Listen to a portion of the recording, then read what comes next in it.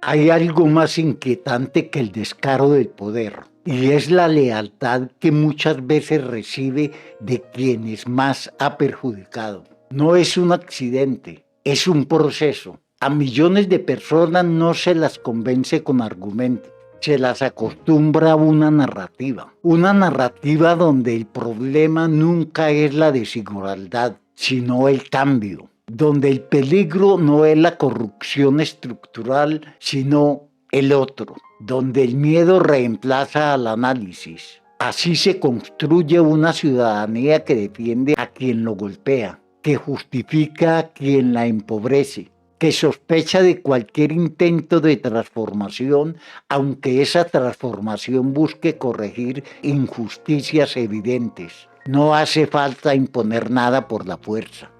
Basta con repetir una idea el tiempo suficiente, que pedir derechos es radical, que cuestionar privilegios es dividir, que exigir reformas es destruir el país. Mientras tanto, los verdaderos beneficiados permanecen intactos, porque cuando el debate se llena de emociones inducidas, miedo, rabia, nostalgia, ya no se habla de cifras, ni de impactos reales, ni de quién gana y quién pierde con cada decisión.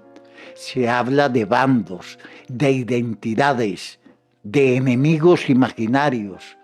Y así una persona puede terminar defendiendo con pasión a políticos que votaron contra su salud, contra su salario, contra su futuro, no porque no entiendan, sino porque fue entrenada para reaccionar, no para analizar. Aquí el poder no necesita convencerte de que te beneficia, te basta con que creas que cualquier alternativa sería peor.